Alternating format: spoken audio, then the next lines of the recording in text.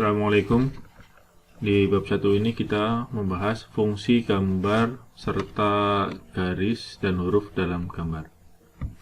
Jadi, gambar merupakan sebuah alat untuk menyatakan maksud dari seorang sarjana teknik. Oleh karena itu, gambar sering juga disebut sebagai bahasa teknik atau bahasa untuk sarjana teknik. Perbandingan antara bahasa dan gambar diperlihatkan pada tabel ini ya. Seperti tampak pada tabel, standar gambar merupakan tata bahasa dari suatu bahasa. Penerusan informasi adalah fungsi yang penting untuk bahasa maupun gambar. Gambar bagaimanapun juga adalah bahasa teknik. Oleh karena itu, diharapkan bahwa gambar harus meneruskan keterangan-keterangan secara tepat dan objektif. Dalam hal bahasa, kalimat pendek dan ringkas harus mencakup keterangan-keterangan dan pikiran-pikiran yang berlimpah. Hal ini hanya dapat dicapai oleh kemampuan, karir, dan watak dari penulis. Di lain pihak, keterangan dan pemikiran demikian hanya dapat dimengerti oleh pembaca yang terdidik. Keterangan-keterangan dalam gambar yang tidak dapat dinyatakan dalam bahasa harus diberikan secukupnya sebagai lambang-lambang. Oleh karena itu, berapa banyak dan berapa tinggi mutu keterangan yang dapat diberikan dalam gambar tergantung dari bakat perancang gambar atau desain drafter. Sebagai juru gambar, sangat penting untuk memberikan gambar yang tepat dengan mempertimbangkan pembacanya. Untuk membaca, penting juga berapa banyak keterangan yang dapat dibacanya dengan teliti dari gambar.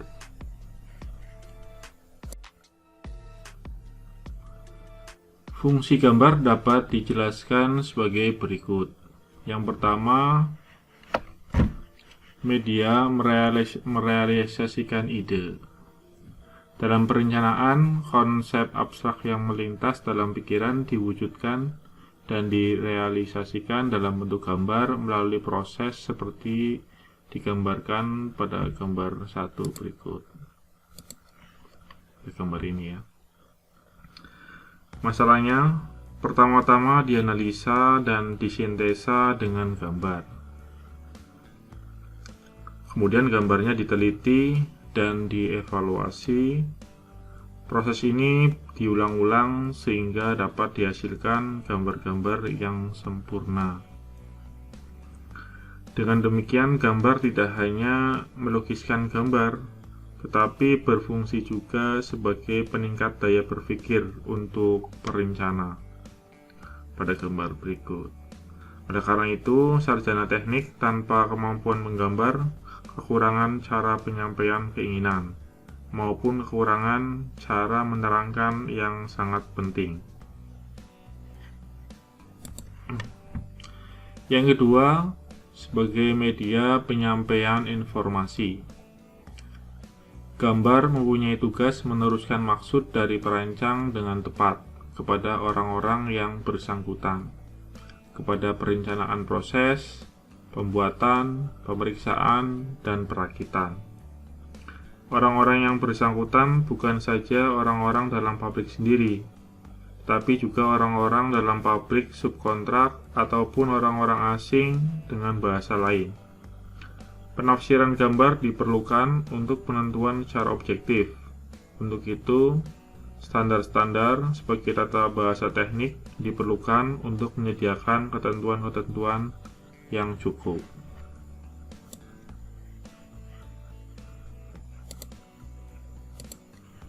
Yang ketiga, sebagai media penyimpan informasi.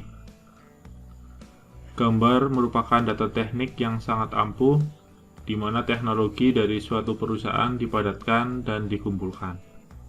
Oleh karena itu, gambar bukan saja diawetkan untuk mensuplai bagian-bagian produk untuk perbaikan atau untuk diperbaiki, tetapi gambar diperlukan juga untuk disimpan dan dipergunakan sebagai bahan informasi untuk rencana-rencana baru di kemudian hari.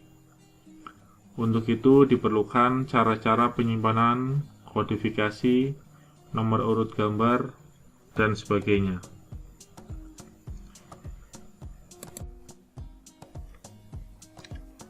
Pengembangan gambar dan keadaan teknik. Menurut perkembangan teknik dan perkembangan sosial, fungsi dan penggunaan cara-cara menggambar telah mengalami perubahan dengan menyolok. Pada permulaan industri, perencana dan pembuat merupakan orang yang sama. Dalam hal demikian, gambar hanya berarti sebagai alat berpikir, dan gambar hanya merupakan gambar konsep. Oleh karena itu, aturan-aturan gambar tidak diperlukan. Bila mana perencana dan pembuat tidak lagi merupakan satu orang yang sama, tetapi mempunyai hubungan satu sama lain, maka pada fungsi gambar ditambah dengan penyampaian informasi dan kesepakatan bersama memegang peranan cukup dalam peraturan-peraturan gambar. Sebuah gambar susunan atau gambar sistem dari suatu grup dipakai, di mana tidak diperlukan indikasi atau catatan yang tepat, karena produk tersebut dibuat terutama sekali oleh keahlian dari si pembuat.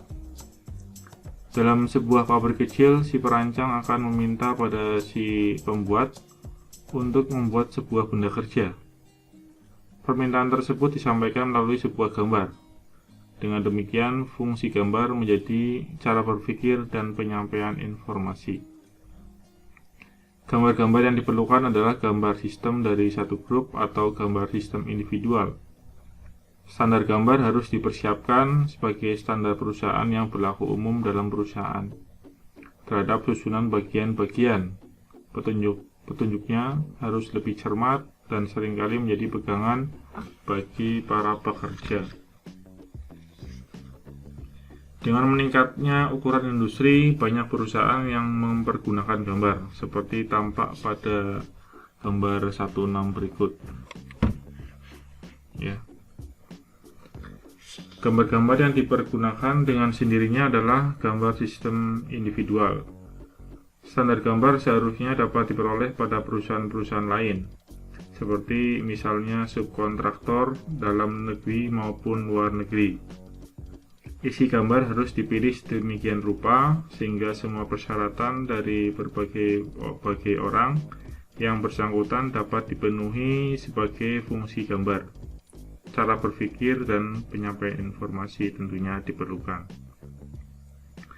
Tetapi kebutuhan akan pengawetan, penyimpanan, dan penggunaan informasi meningkat karena macam dan jenis produk telah meningkat dengan pesat, dan perencana harus menyerap pekerjaan yang berat.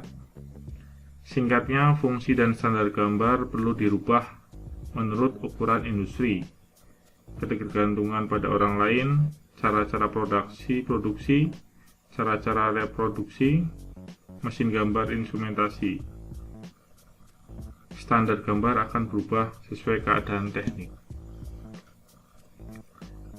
Sifat-sifat gambar.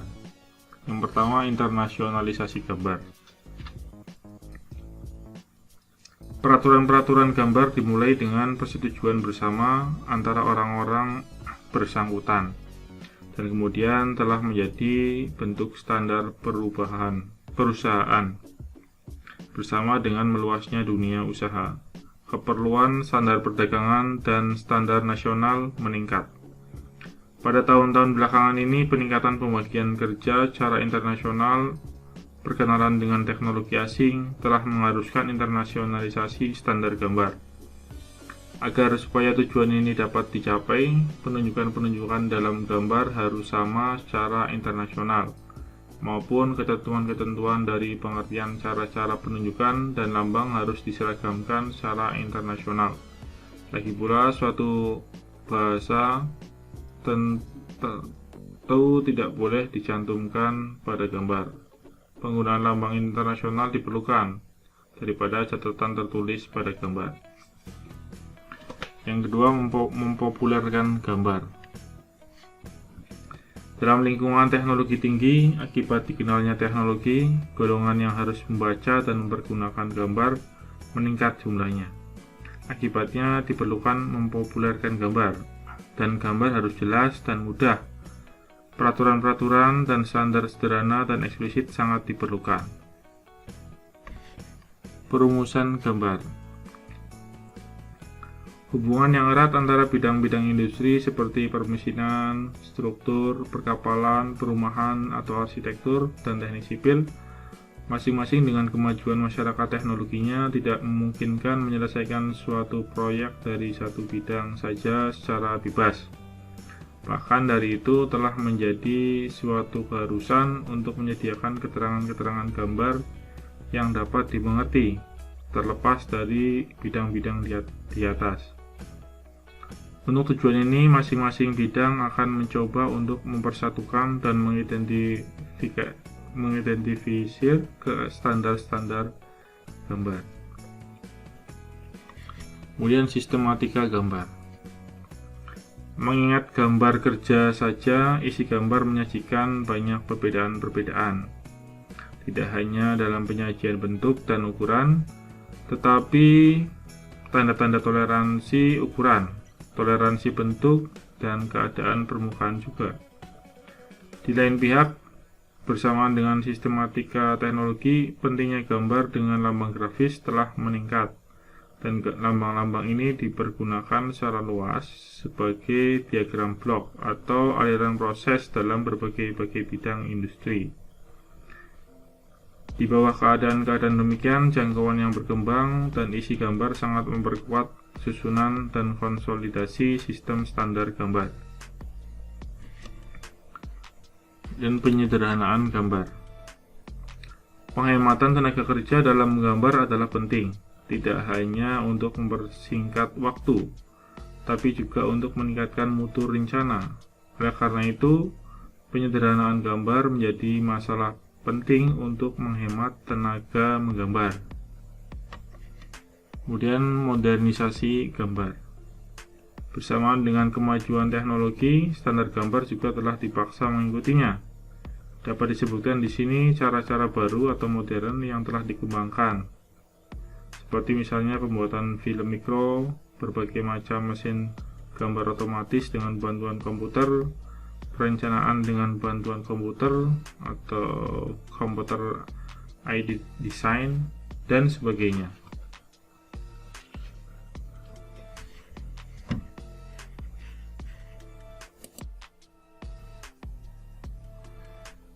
Empat, garis dan huruf dalam gambar.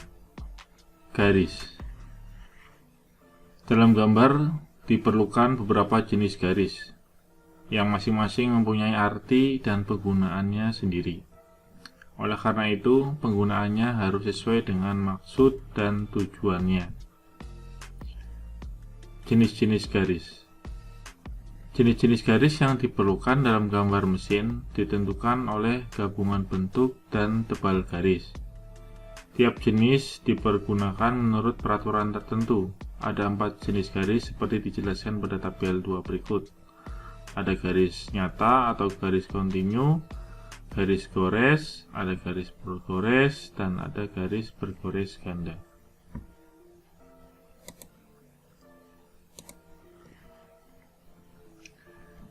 Berikut ini beberapa ketentuan yang menyangkut tentang garis.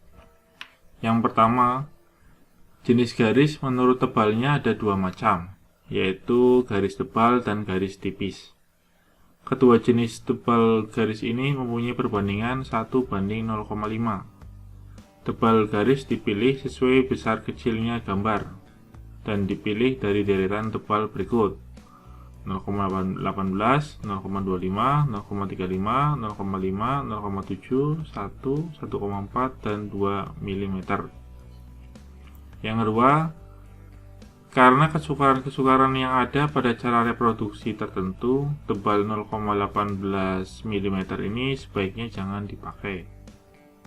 Yang ketiga, pada umumnya tebal garis adalah 0,5 atau 0,7 mm ya. Yang keempat, jarak minimum antara garis atau jarak antara garis tengah garis sejajar termasuk garis arsir ya, tidak boleh kurang dari 3 kali tebal garis yang paling tebal dari gambar 4 berikut ya. Dianjurkan agar ruang antara garis tidak kurang dari 0,7 mm ya. Ini A, ini tebal garis.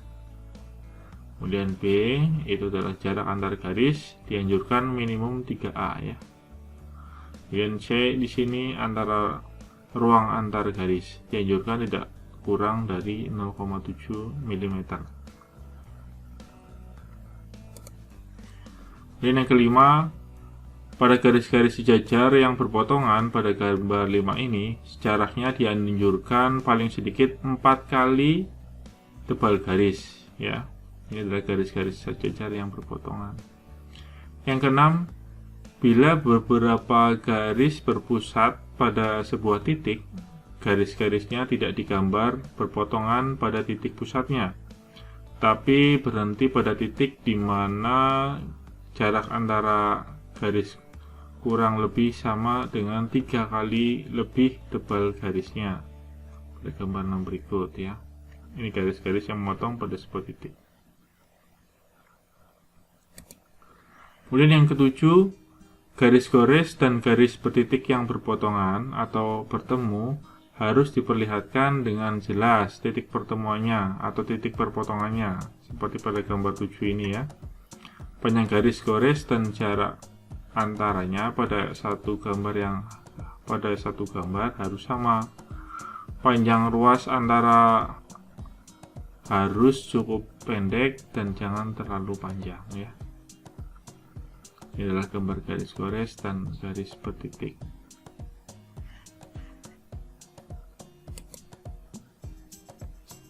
Kemudian penggunaan garis ya.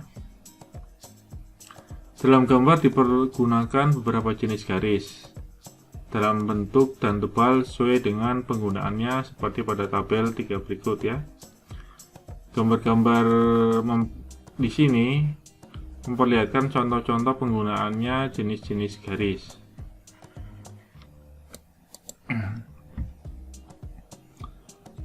Pada tabel ini jenis garis dan penggunaannya. Untuk A, ini merupakan tebal kontinu ya. Penggunaannya untuk garis-garis nyata atau gambar. Kemudian A2, garis-garis tepi ya. Kemudian yang B di sini ini merupakan tipis kontinu, lurus atau lengkung ya. Penggunaannya yang pertama, garis-garis berpotongan khayal atau imajiner, kemudian garis-garis ukur, garis-garis proyeksi bantu, garis-garis penunjuk, garis-garis arsir, garis-garis nyata dari penampang yang diputar di tempat. Kemudian yang ketujuh, garis sumbu pendek. Kemudian yang C ini merupakan tipis kontinu bebas ya. Penggunaannya garis-garis batas dari potongan sebagian atau bagian yang dipotong bila batasnya bukan garis bergores tipis. Kemudian yang D ini merupakan tipis kontinu dengan siksik ya. Ini sama dengan C di sini ya, penggunaannya C1 di atasnya. Dan yang E merupakan garis gores tebal ya. Gunanya untuk garis nyata terhalang yang pertama, kemudian yang kedua garis tepi terhalang.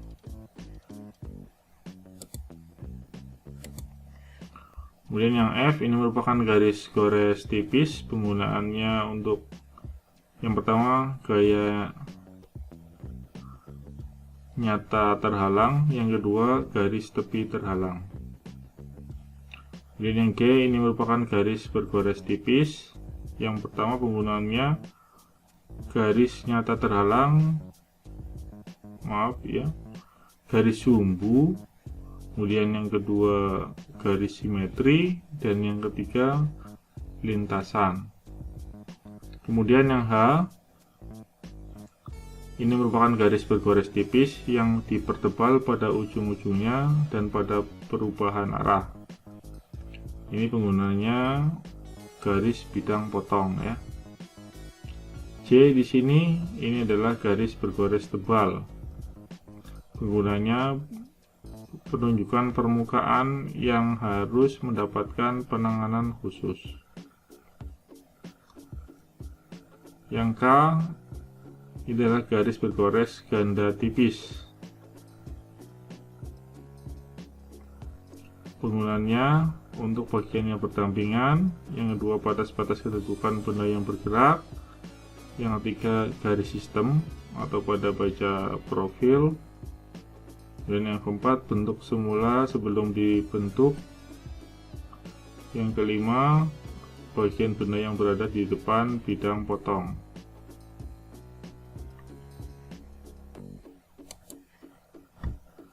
Pada gambar 8 ini merupakan penggunaan dari macam-macam garis ya.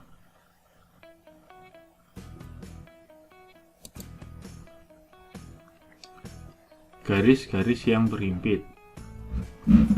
Bila dua garis atau lebih yang berbeda-beda jenisnya berhimpit, maka penggambarannya harus dilakukan sesuai urutan prioritas berikut. Yang pertama, garis gambar atau garis tebal kontinu jenis A ya. Yang kedua, garis tidak tampak atau garis gores tipis itu jenis E. Dan yang ketiga, garis potong atau garis bergores yang dipertebal pada ujung-ujungnya dan tempat-tempat perubahan arah itu jenis H. Yang keempat, garis sumbu atau garis bergores itu jenis G. Yang kelima, garis bantu, garis ukur, dan garis arsir atau garis tipis kontinu pada jenis B.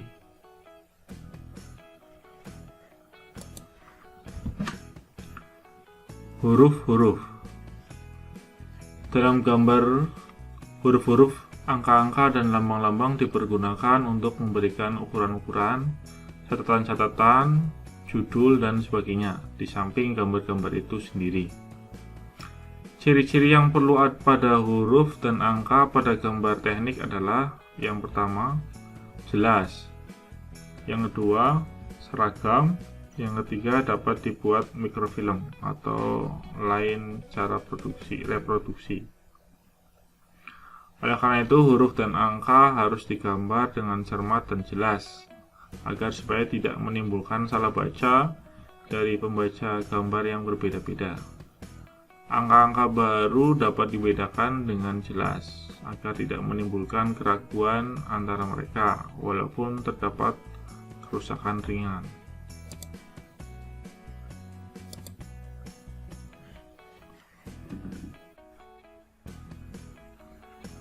Bentuk huruf.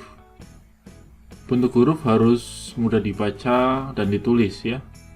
Dalam ISO 3098 atau garing 1 1974 diberikan contoh-contoh sebagai penuntun pada gambar 9 ini ya. 1 untuk huruf miring dan 1 untuk huruf tegak. Contoh-contoh ini dimaksudkan sebagai gambaran yang ditulis dengan bantuan sablon atau penulis otomatis. Contoh dari standar Jepang untuk tulisan tangan diberikan pada gambar 10 ya. Bentuk-bentuk huruf-huruf JIS. Kemudian ukuran huruf. Beberapa hal yang menyangkut dengan ukuran huruf adalah sebagai berikut. Yang pertama, tinggi H dari huruf besar diambil sebagai dasar ukuran. Daerah standar tinggi huruf adalah sebagai berikut: 2,5, 3,5, 5, 7, 10, 14, dan 20 mm. Yang kedua, angka perbandingan 2 dalam daerah ukuran tinggi huruf ya diambil dari perbandingan ukuran kertas gambar.